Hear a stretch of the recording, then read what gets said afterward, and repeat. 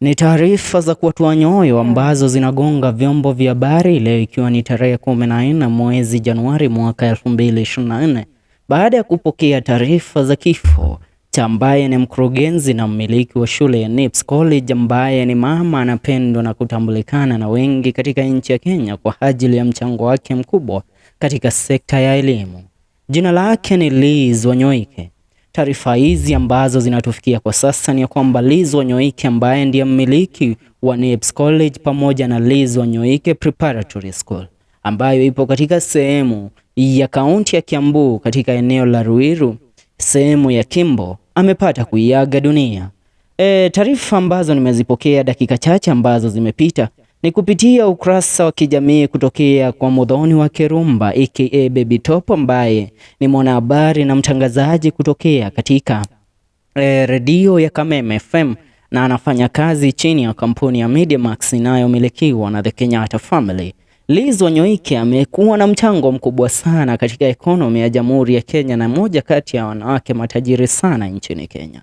Na mchango wake katika sekta ya elimu ni mchango wa kupigiwa mfano, maana kupitia yeye mabinti wengi wameweza kusoma na pia vijana wengi ambao hawakuwa wanaweza kujikimu kielimu wameweza kupokea masomo.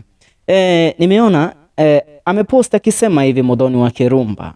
Ni ujumbe ambao ni wa kuvunja moyo haswa nikipata kuongelea kisa hiki. Anasema, in loving memory of a remarkable educator, a passion ignited minds, a kindness touched hearts, a beacon of wisdom, she left an indelible mark on countless lives, shaping future with grace. Burial memory dates to be communicated from the Liz Wanyoike family. Ni kisa ambacho waswa mimi mwenyewe nikikitazama, maana ni mama ambaye nimefanya kazi na yeye kwa ukaribu.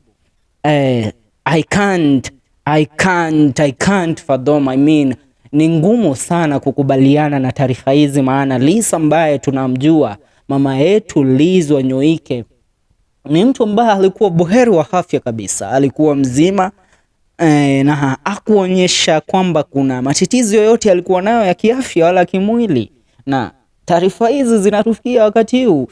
Sijui mwezi wa Januari umeanza vipi. Mwezi wa Januari haswa tunahitaji kukita kambi katika maombi kwa sasa, maana visa kama hivi na watu kama hao ambao wanatuondokea kwa sasa, it's so hurting and it can't even be taken in. Now somebody like Liz Wanyoike leaving us at this crucial moment, wakati ambapo yeye mchango wake na a businesses a portfolio is piling up, it was building up, now she has left. Na watu wengi wameshangaa. Naona nikisoma comment section hapa, naona mtu kaka Rango wa Muraya akisema woima. Alois Mwangi anasema we unbelievable. Mbote Jogu anasema kifo wewe haki ya Mungu, pia wewe siku moja utaiaga. Shaniz Mwaura anasema waking up to hear such news, oh Lord have mercy. Zak Kamawa Kauga kaigo diaga atia mami, she rest in peace. Faith Glory anasema my condolences to the family, she has fought her battle well, be with the angel beautiful soul. Yeah, taarifa za kuwatua nyoyo hizi. Liz Wanyoike, I remember listening to you on Soro FM back in the days.